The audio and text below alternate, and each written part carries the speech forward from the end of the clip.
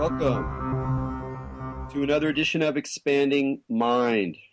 I'm your host, Erik Davis, continuing our conversations about the cultures of consciousness. The idea with this tagline, the cultures of consciousness, is that whatever happens inside our minds, inside our phenomenological experience of the world is also shaped, programmed, constrained, and intensified by our cultural conditions, including our technologies, our language, our bodies, the way those bodies are organized in different societies, and that there's a delicate interplay, sometimes a very intense feedback loop between these two poles of our experience. And of course, in our technological world today, one of the greatest cultural mechanisms of consciousness, meaning something that shapes, tickles, triggers, subverts, undermines,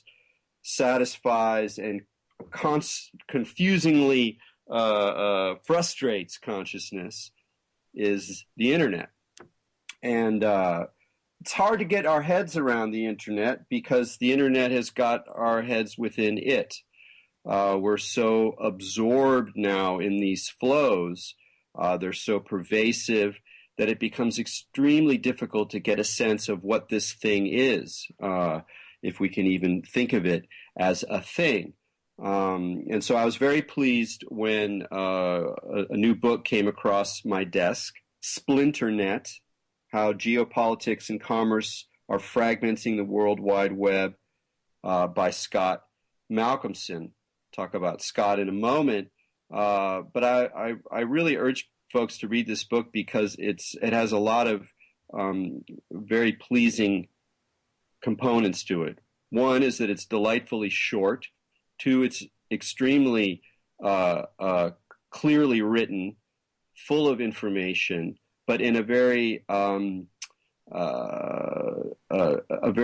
sort of lucid way.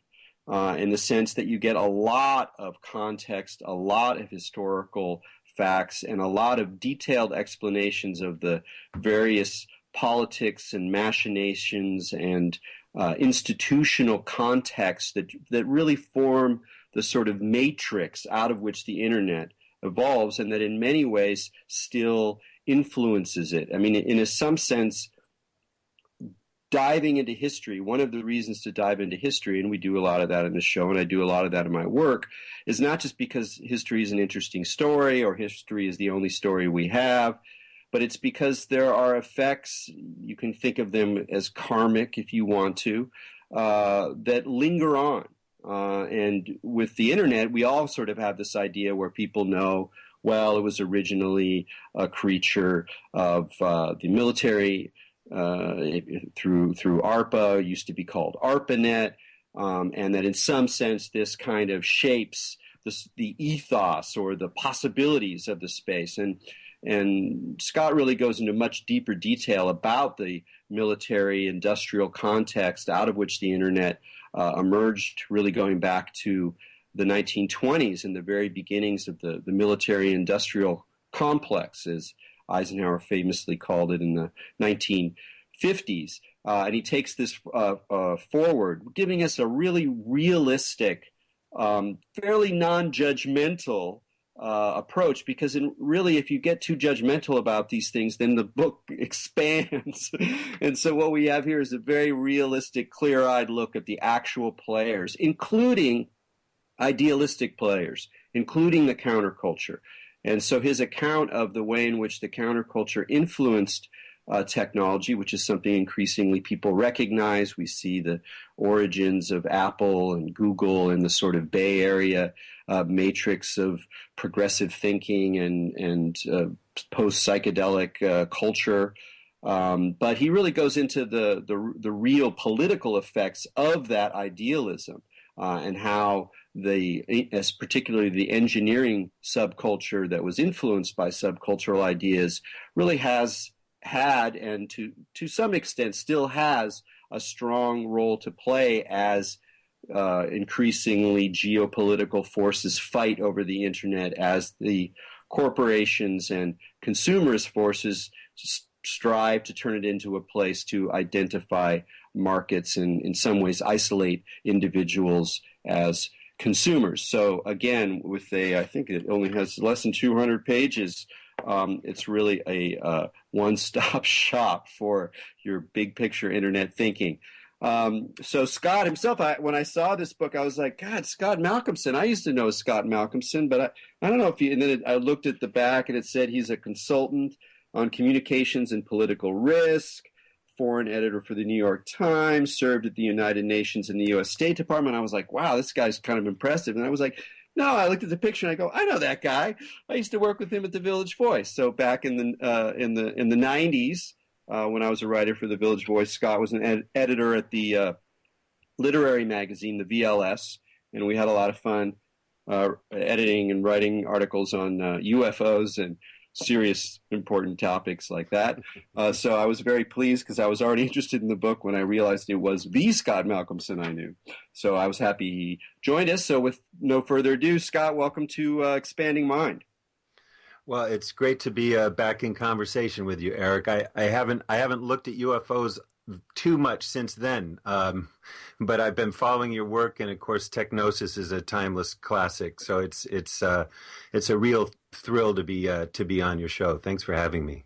Yeah, absolutely. I mean, I kind of know to some extent that the answer to this question, but given the kind of work you've been doing lately, I'm curious why this book seemed important for you to do. A clear-eyed, realistic take on the geopolitics of the contemporary internet. In a way, it seems like the most obvious thing, that's something that we should all have this in our minds. And yet there's something strangely elusive about these conflicts and these major players and the incredible power that has over us at this point, even though we all use this thing. So what did you see was needed here in terms of understanding the internet in a new way?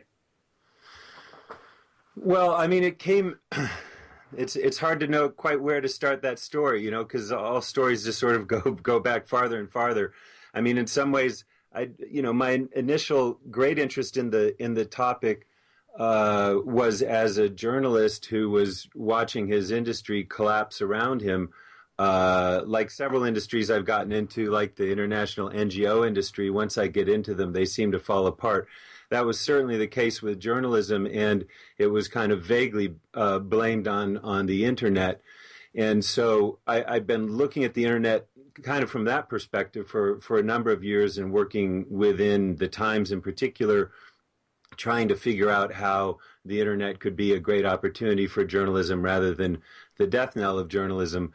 This particular project, I date to a meeting I was in England a few years ago. I was working as an editorial consultant with Erik Schmidt of Google and Jared Cohen, who's also at Google, but whom I initially knew when he was still at the State Department. And we were in England because we'd gone to interview Julian Assange at his country seat. He was under house arrest, as you know, I'm sure all your listeners know, for a number of years at the country home of a friend of his who was the founder of the Frontline Club. And so Erik and Jared and I went, and we had lunch and spent the afternoon, very long discussion with Julian about many different issues. The transcript of that, it was a confidential conversation, but since the transcript was eventually published in full on WikiLeaks, I don't feel like I need to keep the conversation secret any longer. When we were there, or rather afterwards, I was driving along with Erik. We were on the way to the airport, and the whole idea of anonymity on the web had been kind of weighing on me over the course of the afternoon. And, just to state the obvious, the question of anonymity is a very, very important one for WikiLeaks' concept of what it's doing. It also, in thinking about it, I was thrown back to early bulletin board days, and when, to participate in the internet was almost inherently to do something anonymous and to be able to take on an identity, or often more than one identity, Our mutual friend Julian DeBell wrote a great book about that back in the 90s too.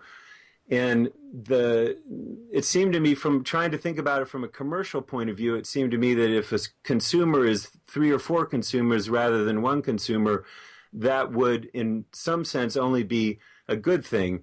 In other words, that impersonation, anonymous impersonation, real impersonation on the web could be a very commercially viable practice. But the Google's position and of course Erik's position that evening was that a single identity was really the way to go. And I'm sure your listeners remember a lot of the controversies about this a number of years ago with Facebook especially, but also with Google and other major Silicon Valley companies.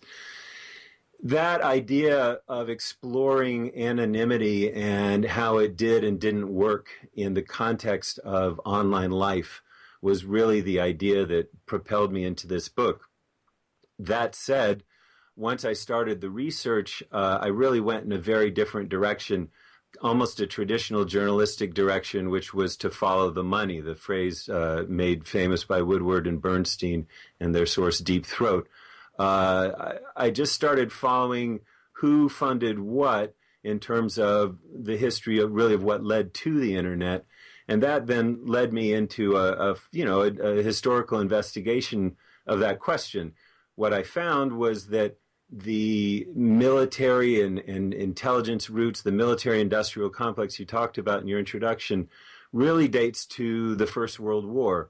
And the use of chemical weapons, in particular in the First World War, led the major powers to realize that the role of scientists in modern warfare was quite a bit greater than they had initially thought.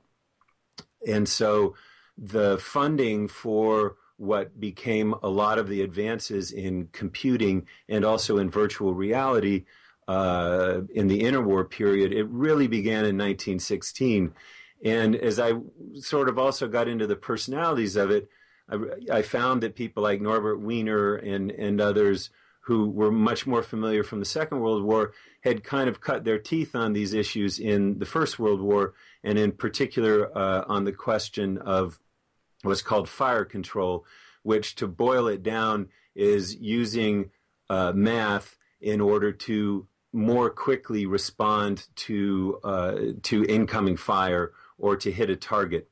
Yeah, another way of thinking. I can talk more about that if you like, but the fundamental idea of the virtual reality that is enabled by the number crunching of what eventually became called a computer is key to understanding both the history of computing, analog computing, and then digital computing right around the time of World War II, and then the internet itself, which as I'm sure your listeners all know, was particularly in terms of packet switching technology, but other technologies as well, really developed as a way to respond to possible intercontinental ballistic missiles or high-speed projectiles from long-distance planes.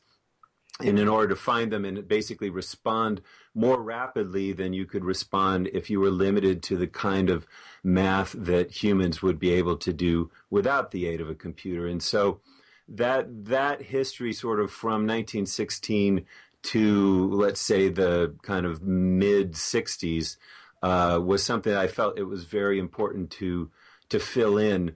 And I think, among other things, it establishes that both the virtual reality idea and the virtual war idea were kind of baked into the history of computing much longer ago than is normally understood or appreciated. Well, let's stay with that for a little bit. I mean, again, I think probably most people here, you use the word virtual reality and think, what are you talking about? That's about goggles and a concocted reality, et cetera, et cetera. Talk about virtual reality and that important idea that part of what computers allow us to do is to very quickly and mathematically create possible scenarios and then be able to sort of winnow those down to the most efficient ones.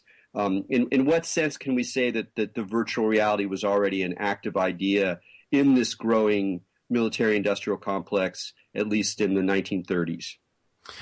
Well, I mean, if I can be allowed to go slightly earlier than Sure. that, Go ahead. I Go think back I to the think the 20s, best man. illustration of it really has to do with ship-to-ship warfare in World War One. And when you kind of cast your mind back to that period, planes were essentially irrelevant to warfare.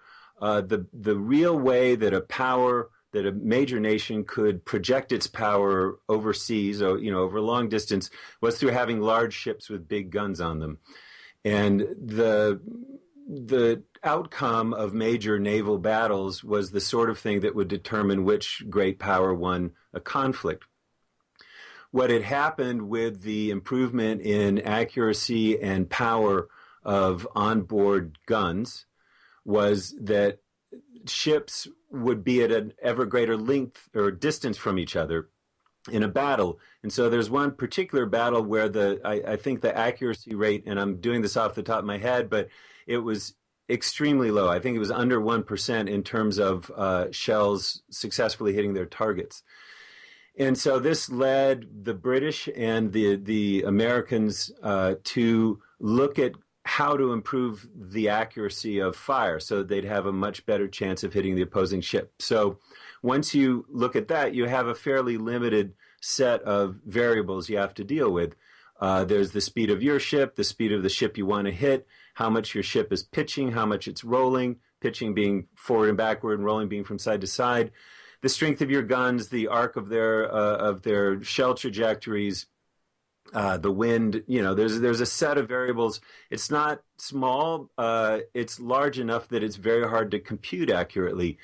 That really led to the question of how you take initially what were called firing tables and somehow mechanize that process so that you can get the information crunched quickly enough, and you can also change it in order to be able to increase the accuracy of fire. So what that amounts to is you're imagining a war. You're taking data variables. You don't even need to be on the ship necessarily. You're taking in the information and you're trying to imagine forward in time based on the information that you have.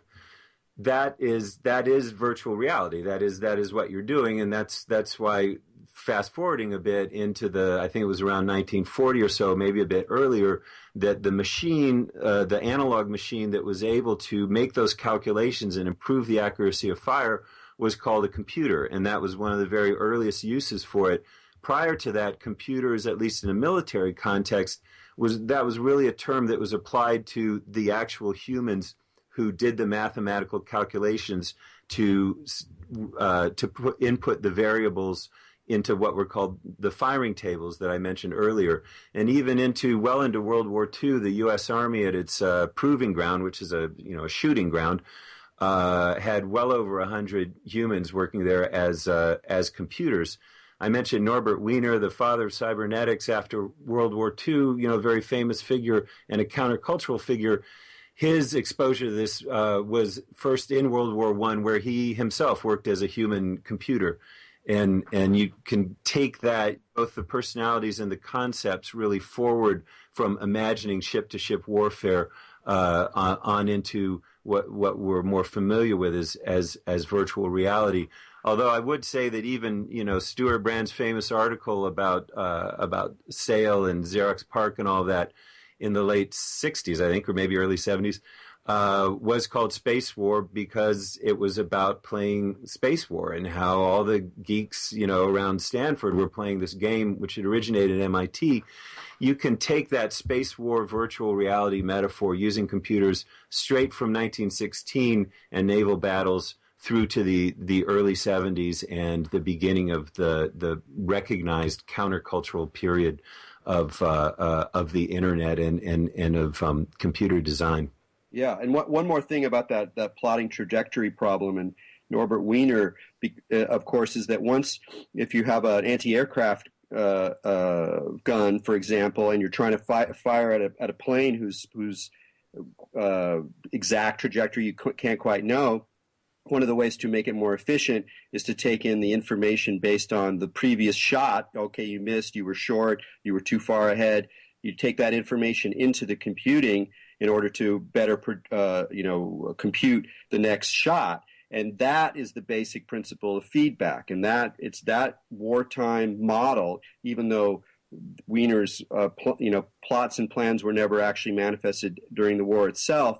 It was that war context that gave us this fundamental idea of feedback, of a machine that can learn from the environment. And that really just sets in motion the whole cybernetic revolution, which marks so much of our life. But talk a little bit more about Wiener, because he's such an interesting figure in the sense that he was on the one, he's got one foot in this military industrial development, and yet on the other hand, he's a humanist, and he grows increasingly fearful and critical of the military establishment. So how did you kind of just sort of react to him as a historical player in this plot?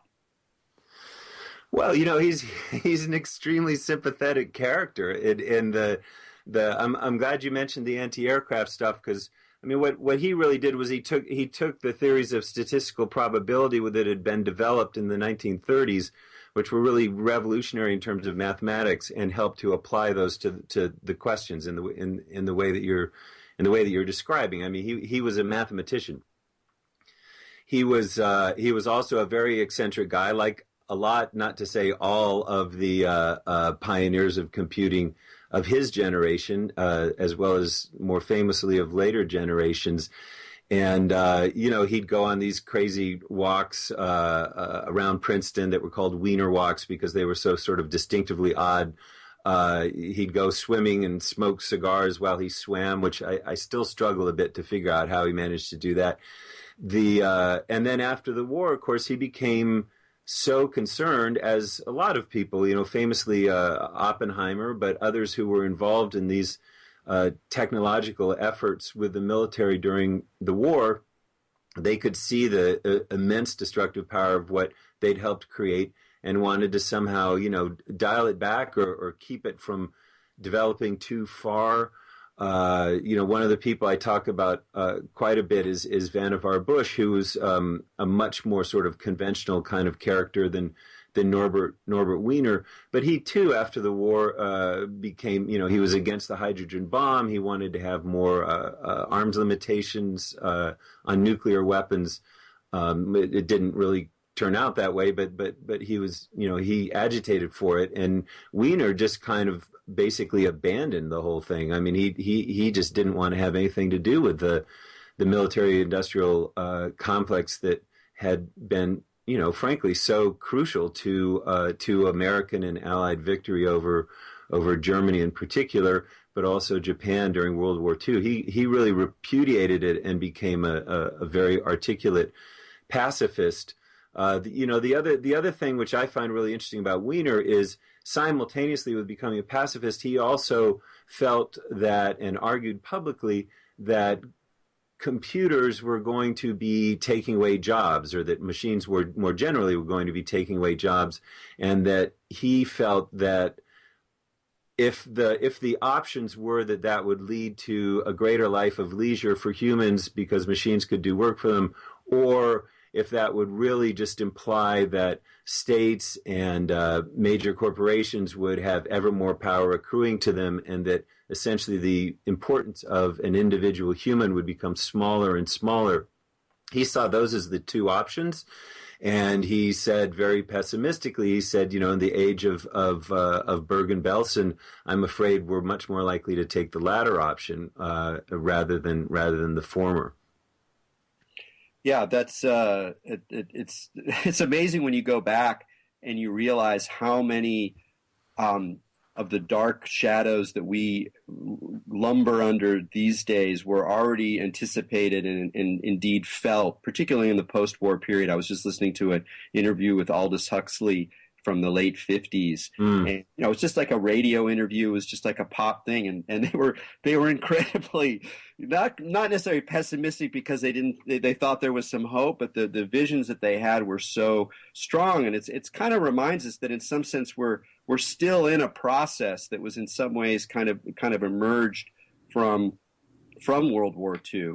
And another reason your book is really helpful is that in a very sort of clear way, you show the linkages between, institutions, boardrooms, individuals who move between the university sphere and the military sphere and the Washington, D.C. sphere, and really how a lot of people, both businessmen and technologists and military government folks, were kind of seeding the bed. We're kind of setting up the institutions and the concepts and the sort of interfaces that would allow the post-war to flourish with such alacrity in America. And you particularly do that as a way of answering this question that a good chunk of your book is devoted to, which is why California? Why did the internet and so many technology industries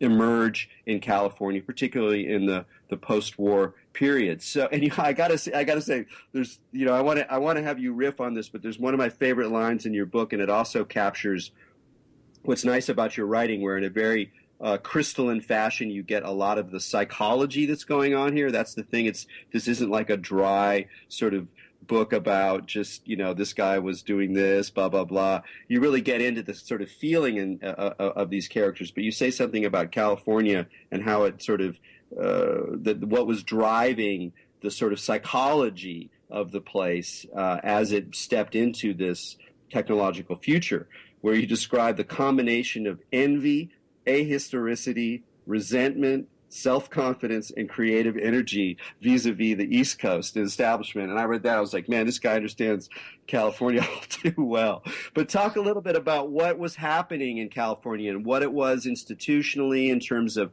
major figures, what really created it as this technology, megalopolis that we know today. Well, thank you. I should probably just let your audience know that I am a native Californian. I was born in Pomona. I actually grew up. I would have been born in Claremont, but it wasn't big enough to have its own hospital back then. And we moved to Oakland in 1968, and that's where I grew up. And then I went to Berkeley, so I was able to see much of the 60s and 70s, admittedly as a very young man, unfold in the Bay Area. So I mean, I love California, and it's if I critique California, it's definitely a friendly, very very friendly critique. Absolutely. I think the best place to start with that really is with two figures in World War II. One of whom was Frederick Terman, and well, let me talk about Fred Terman for a minute first before I get on to General Dorio. Terman's father was a professor at Stanford, if I remember correctly, of psychology. I'm not quite sure about that. And Terman, so he grew up in Palo Alto, which had done a lot of work on radio. There was a fair amount of innovative technological work going on in the Bay Area, even actually before 1900. But and so he came up as an engineer. He came out to I believe it was either MIT or Harvard to work on a project run by Vannevar Bush. And it had to do with over-the-horizon radar, which is again another form of virtual reality. It's a question of how a machine can take in information about some place it can't see and create a reliable version of it. That was his project during the war, very secret work during the war. He returned to Stanford and to the engineering faculty and became, over the years, an immense figure at Stanford. He was the one who really pioneered the Stanford Industrial Park. He was the one who really pioneered the connections post-war between government and the university in terms of weapons development and other forms of projects for both for the intelligence services and for the military in the I guess stricter or more traditional sense. So what grew up at Stanford under Terman's leadership and sort of influenced by his experience and his contacts back east, that's one very very important trajectory for how the industry came to grow up in the Bay Area.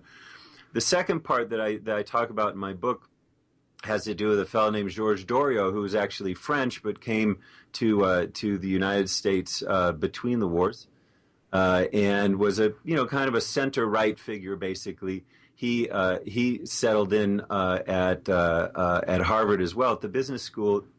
Celebrated figure, and he was recruited into government in World War II, essentially to supervise the development of new products new technology within the military. He succeeded at that. He left the wars. He ended the war as a lieutenant general. He was very decorated and very, very well thought of. He had been involved with venture capital prior to entering the Army and entering Army service. And when he left Army service, he again went into venture capital and founded what really is the first non-family money-based venture capital firm. What he learned in the military was that if you had a lot of money, you could throw a lot of money at a variety of projects, and it didn't really matter if a lot of them failed because a couple of them would succeed. That model, of course, is kind of fundamental to how venture capital works. In the case of military equipment, the success wasn't measured in dollars; it was measured in lives saved or in the eventual victory. But the idea was fundamentally the same. Doriot's firm was the one that gave the money to DEC, Digital Equipment Corporation, which then became a huge early success of the computer industry. Dorio's ideas came out to Stanford mainly through various figures who started the first major VC firms. Like there was the firm Davis and Rock, which was founded in 1961. Tommy Davis had been in the OSS, which is precursor to the CIA in Burma, and then came out to California and had a great success with the Davis and Rock firm. Another one of the big early firms was led by General Anderson and General Draper, and so on. I go into more detail in this in the book, but Draper, Gaither, and Anderson was another key firm in those days. Two generals plus Rowan Gaither, who was the main figure in starting the RAND Corporation, and one of the main sort of analysts behind the idea of a missile gap. Let me stop you there. In the Eisenhower administration. So anyway, I don't mean to go on about it. But I just want to ask you one question, just to clarify. Yeah. It's like, in addition to the fact that there's a lot of military people who are playing these significant roles, either in funding or in technology development itself in the post-war period, it's also the case that, if I understand you, especially in terms of the money, which is such an important part of this whole technology sphere, is that in a way, people realize from World War II that if the government is spending tons of money, they're going to make a lot of breakthroughs with the kind of technologists and scientists that you have in the United States. And so it's like, well, now the war is over. We don't have that enormous spigot anymore. How can we recreate those conditions in a peacetime format? How do we make that kind of sort of financial flow possible in order to continue to succeed with innovation? I mean, in a sense, World War II was an experience on America's side of innovation and its relationship between money and these kinds of institutional actors that operate between military and government and the university. No, that's it. Yeah, that's exactly right. The amount of money that the United States was able to spend, or that the Pentagon was willing to spend in the few years of World War II, really, taught a number of lessons. One of those lessons was that you could have immense innovation if you were willing to throw a lot of money at a bunch of projects, and a few of them would come through. And that was very much the experience of the war. And then, having learned those lessons, that was the model that a number of investors brought out to California, whether they were originally Californian or not, but they happened to be in California, and they brought those ideas out there. I mean, Doriot had been working on the same ideas prior to World War II, but it was only the experience of the war and the success, so to speak, of the war that really made the model really viable and sort of, now it seems obvious, but it was really not obvious at the time. So then you have all this development in California, particularly Northern California, but also in the southern with the aerospace, et cetera, and Rand and all that. And then this also happens to be for reasons that are both different and not so different. The place where the counterculture really blooms with its most and greatest intensity. And one of the positive features of your book is you tell a very level-headed, sympathetic, loving, but also critical story about the influence of the counterculture on the computer industry. Now, that's something that's increasingly mainstream, but it's usually treated in a fairly superficial way. It's like, oh, well, Steve Jobs did acid and went to India, and then, he blah, blah, blah, blah. But there are, of course, much more fundamental and important ways that the idealism of the counterculture, including its weird mixture of sort of progressive internationalism and libertarian, self-creation, which in some ways is a fundamental antagonism that the counterculture can never really work out. And that kind of infused the culture of engineering and the culture of folks who were reimagining the internet and who would increasingly come to play an important role in guiding its future as it became useful beyond this sort of military industrial complex that you have set that had been developed over the previous decades. So could you sort of talk a little bit about what the most sort of important, in a political sense, what are the most important outcomes of the countercultural ethos were in terms of guiding the development of the internet in the 70s and 80s and on, as it became increasingly clear that this is a great tool to do a lot of stuff, and that this countercultural legacy really had and continues to have an important role to play in that increasingly global conversation. Well, it's as you know, it's a pretty complicated story. I mean, I guess I would focus on a couple of particular elements in it that get at the tension that you were just describing. On the one hand, you look at the internet, and it's in the strict sense in the late 1960s or through the 1960s. The military question was to be able to communicate and to be able to build enough redundancy into a system that it could withstand attack. There was a lot else going on in the development of the internet, but that was kind of that was the sort of fundamental thread. So that you could envision as an idea of community. It was an idea of community. It was an idea of survivable community. And for people maybe sort of my age and a bit older, who sort of had to dive under our desks every couple of weeks to practice for raids and the like, as children, the idea of a survivable community is an extremely powerful one, emotionally powerful, and seems very important under what we perceive to be the threat of possible nuclear annihilation. So you have that sort of thread of development of what would come to be machines talking to machines, but was ultimately people being able to continue talking to other people, not to be overly dramatic about it. One of the things that really interested me in looking at the kind of the engineering counterculture that had developed in Berkeley, and that Steve Jobs and Steve Wozniak and others were part of, in the sort of home brewing aspect of it, homebrew computer club and so on. Their real interest was not in community. Their real interest was in individuals being able to do like crazy stuff with machines.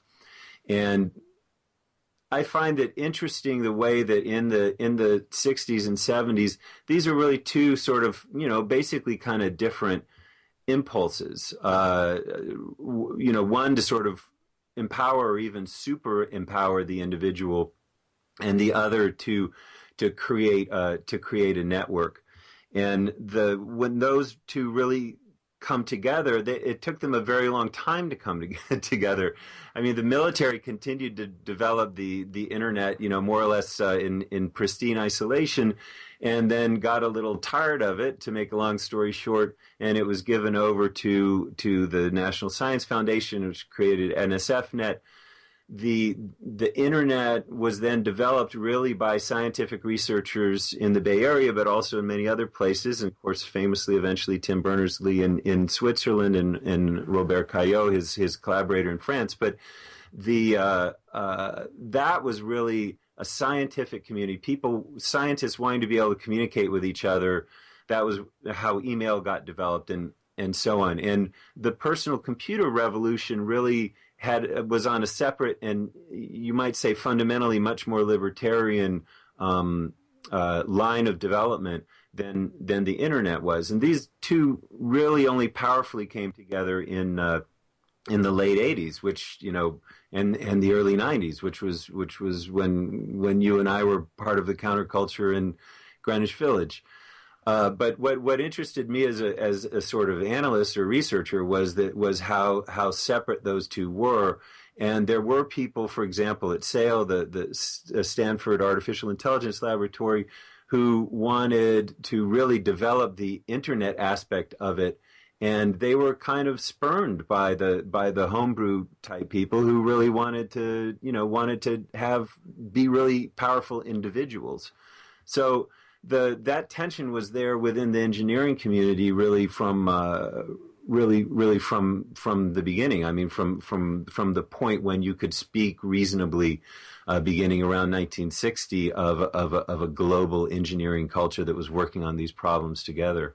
So listen, Scott, we could keep going into the 80s and 90s, but let's bring it forward. 15 minutes left here. I always do this. I'm a history buff, so I just love this stuff. But I want to turn to today, and I want to talk about, one way into it is just to say, as corporations and states have increasingly taken over the kind of the guts of the internet, if you will, what's sort of the legacy of this countercultural impulse? If we recognize it as a kind of contradiction, but it's still a very idealistic one between the possibilities of community and learning and internationalism and connection, and the possibilities of a certain kind of freedom in self-determination and individual growth. If we kind of identify those as part of this engineering idealism that still has a big role to play in the development of the internet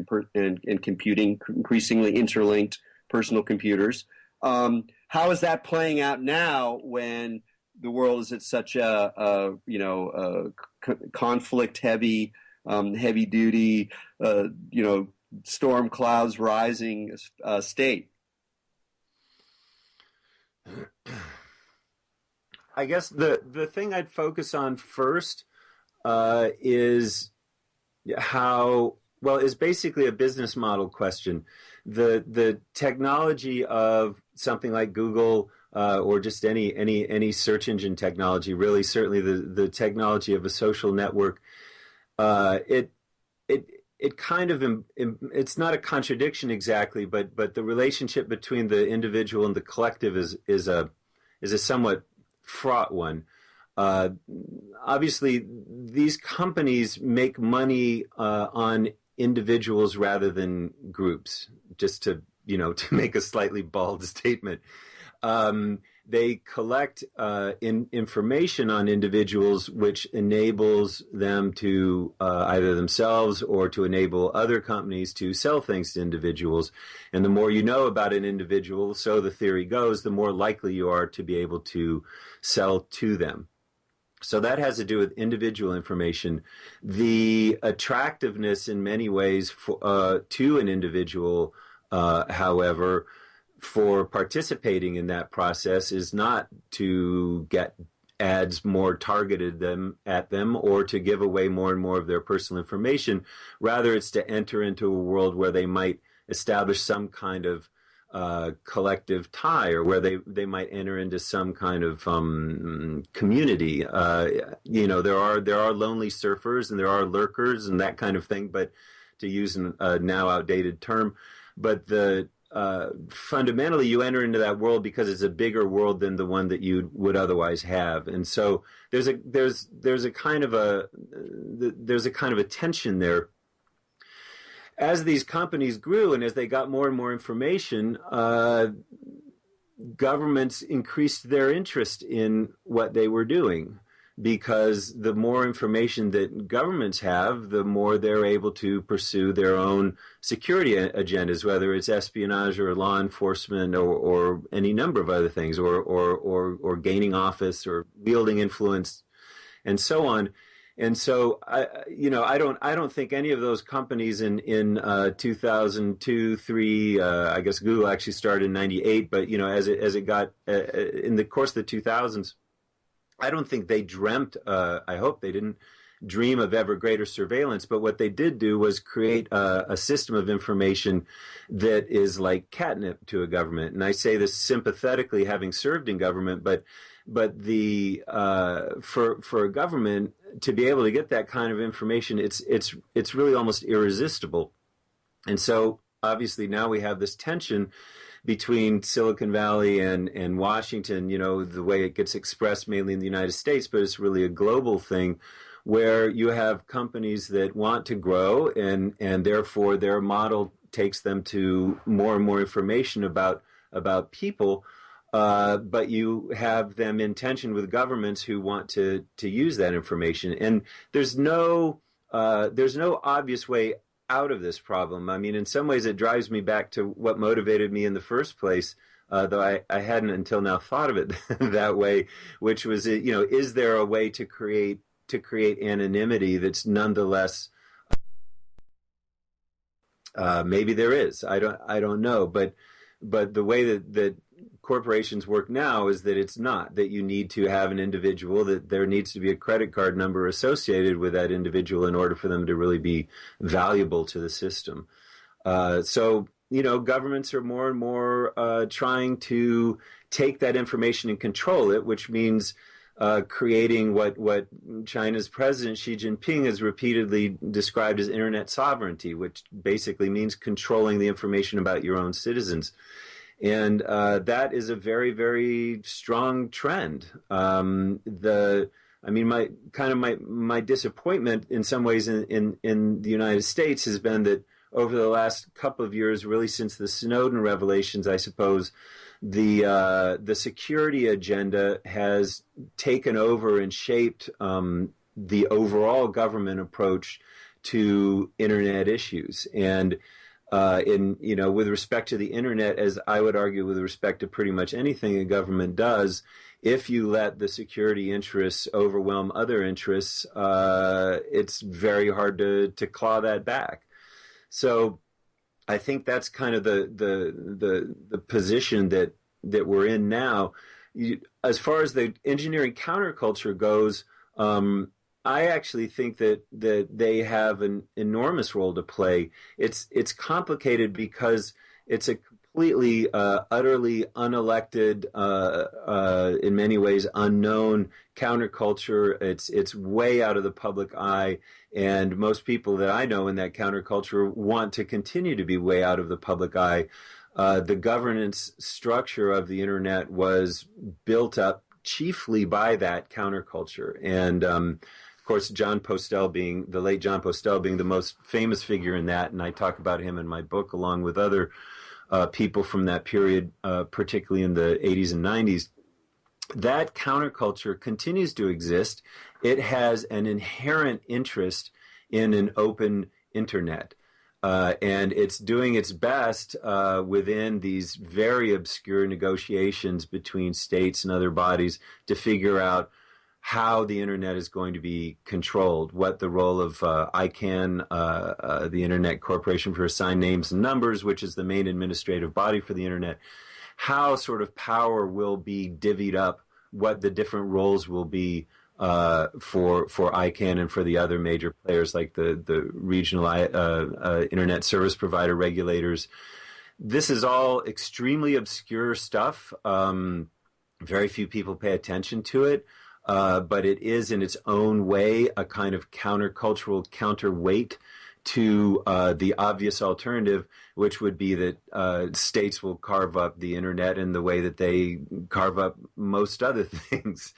I wish I could say that there's a country now that sort of sees all this and is playing a wise and benevolent role in shaping it for the better, but I don't really see that, and certainly particularly China and Russia, not to pick on them, but the current governments in both those countries are really trying to figure out how to get as much state control as possible of the internet, and the global sort of engineering counterculture that produce things like open source and is very deeply involved in ICANN and the other governance bodies, is sort of in its quiet way trying not to give away the store to states. And I think we should all hope that they succeed.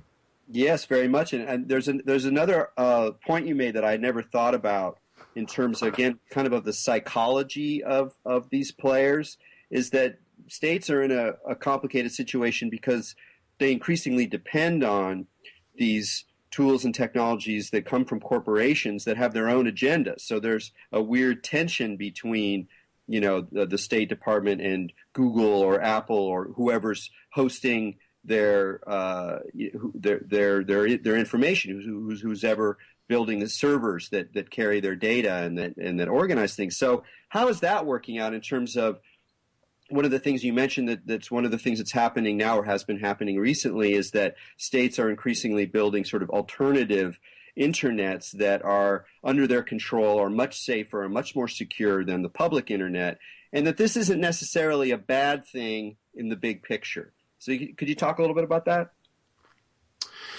Yeah, it's a real question whether it's a bad thing or not. I mean, on one hand, to overly oversimplify, the idea of sort of multiple internets, each kind of going its own way and finding new creative ways to interact and so on, is a very attractive one.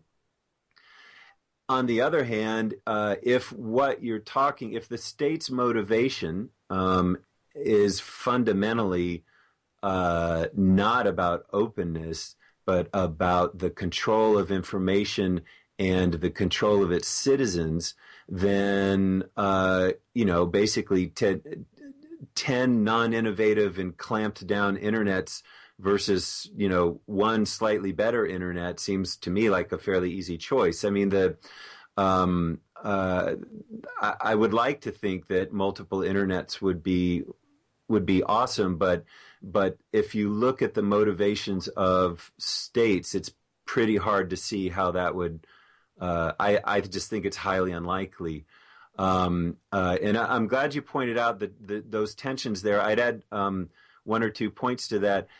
Because I did spend a lot of time with very high level people in the military intelligence and diplomatic worlds in Washington and elsewhere as I was researching my book, and the fear that their missions would be made very difficult by private companies having, in effect, not a monopoly, but immense control over innovation in technology, militarily relevant technology.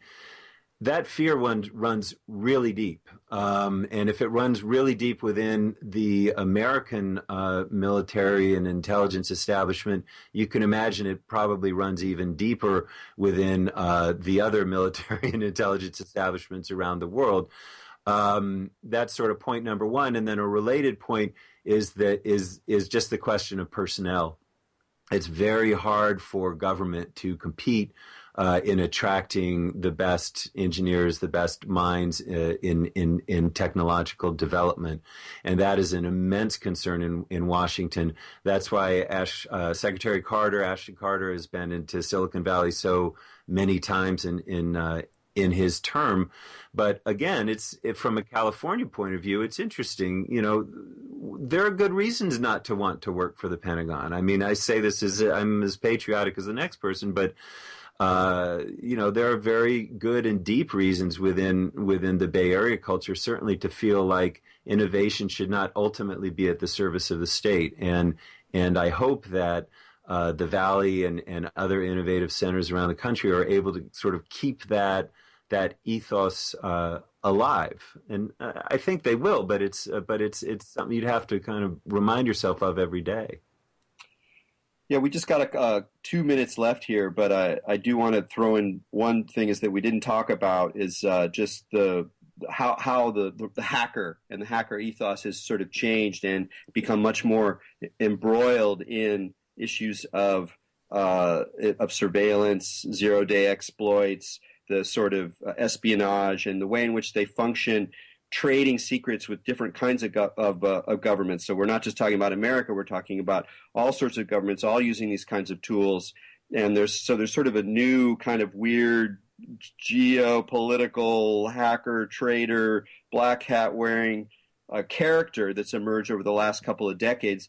This will be the last comment, but where do you see that happening? I mean, the hacker once was again, a kind of libertarian prankster or someone who was always devoted to liberating things or exploring, even if in sometimes a kind of juvenile way. And now they're major players in these global espionage tensions. What's up with that? How did that happen? I think I have 45 seconds, don't I? Yes, you do. But I had to get the hackers in there. Right. I'm not. It's time for a hacker haiku in the book. I don't know if I can do it justice in the next few seconds. I mean, I just happened to notice today an article about a DARPA program that went out for bids, which is essentially the Pentagon feels that it should be able to crunch the numbers to establish the identities of hackers through methods, through all the things you could imagine. And so they're starting a program to identify them and create a database of them and so on, which kind of takes us full circle in a way. I don't know. I mean, well, I want to end on a hopeful note, so I'll end on this one. In the world that we're in, where governments are reasserting or asserting their control over the information space and trying to control their citizens as much as they can, the information about them, the information they consume, I think that there is that creates an immense need and I hope an opportunity for the hacker culture to turn its energies to finding ways to subvert that. I mean, it's not enough to just sort of point to VPNs or Telegram or one thing or another. I mean, this is long-term work to make sure that the citizens of states, particularly authoritarian states, don't become isolated, even though their governments might be able technologically to do that.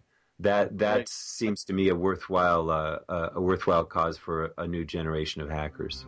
And a wonderful note to end on. Scott Malcomson, thank you so much. Thank you very, very much. Great to talk to you again. Malcomson's book is Splinternet.